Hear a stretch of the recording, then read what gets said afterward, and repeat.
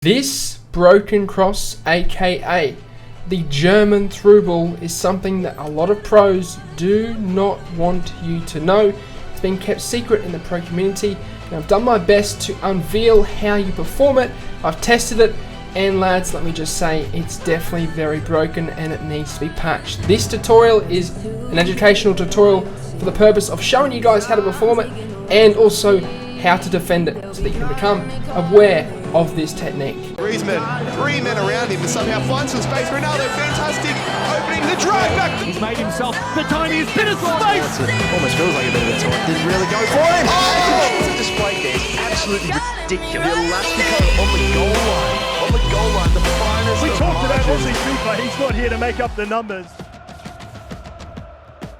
Now, this recently came out in the pro community on the recent FGS2 qualifiers, and I believe it was from a player who was from Europe.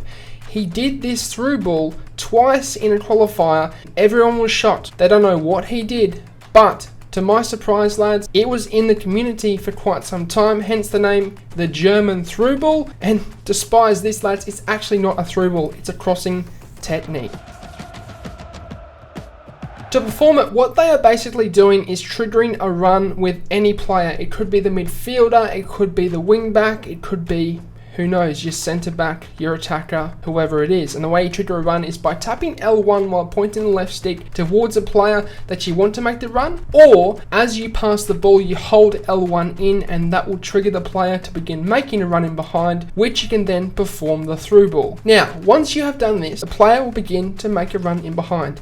You are then wanting to play around, keep possession with the ball until that player from deep gets up towards the defensive line, for you then to time the cross from the diagonal angle on the sideline of the pitch, which will then fly into the path, and it always lots on. Let me just guarantee this, it always lots on, will fly into the path of the attacker who is making the run. Then, as he is on that defensive line, you are wanting to hold the cross button around 2 to 3 bars of power, and you are then wanting to cross into that player and aim it towards that player who is making a run. Now, the best place to actually perform the cross is when you're on the side of the pitch, so you might have the ball with your wing back or your winger. That is who you're wanting to cross the ball in with, because it has to be from a diagonal angle. I find the diagonal angle from the sideline into that attacker who is making the run is the best angle for you to perform this. Here you can look to sweat it across to an available player, or you can be in a shooting opportunity for you to obviously get a shot off and score yourself a goal.